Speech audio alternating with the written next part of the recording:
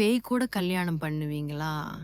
ராகவ் ஒரு பொண்ணை காதலிச்சு அவங்க கல்யாணத்துக்கு ரெடி ஆயிருந்தாங்க. அவ பேரு திவ்யா. ஆனா கல்யாண நாளன்று ராகவ் திவ்யாவை விட்டு ஓடிட்டான். அப்பொழுதுதான் அந்த பொண்ணுக்கு புரிஞ்சுது அவன் வேற ஒரு பொண்ணையும் காதலிச்சு அவ பணத்துக்காக அவ கூட போயிட்டான்னு. திவ்யா அந்த அவமானத்தோட உயிரை விட்டுட்டாங்க. 6 மாசம் கழிச்சு ராகவுக்கு ஒரு இன்விடேஷன் வந்தது. அதுல மாப்பிள்ளை பேரு ராகவ்னு இருந்தது. ராகவுக்கு ஒண்ணுமே புரியல. அதுல பொண்ணோட பேர் இல்ல.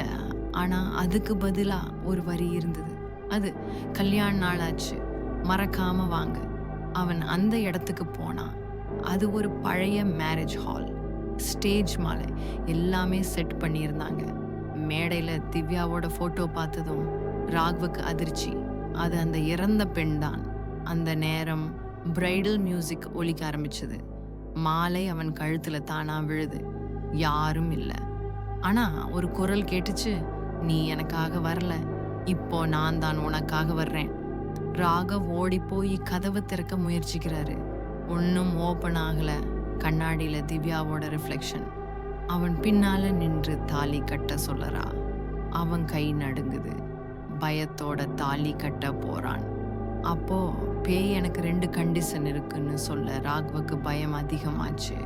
பேய் சொன்ன கண்டிஷன் தாலி நான் தான் கட்டுவேன்.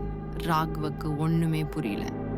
அடுத்து பேய் சொன்ன 2வது கண்டிஷன், கல்யாணத்துக்கு அப்புறம் நீ என் கூடவே தான் இருக்கணும். ராகவ் அதிர்ச்சியில உறைந்து போயிட்டான். அந்த நாள் கல்யாணம் நடந்துச்சு.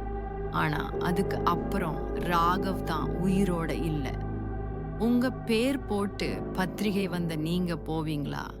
பேய் கூட கல்யாணம் பண்ணுவீங்களா?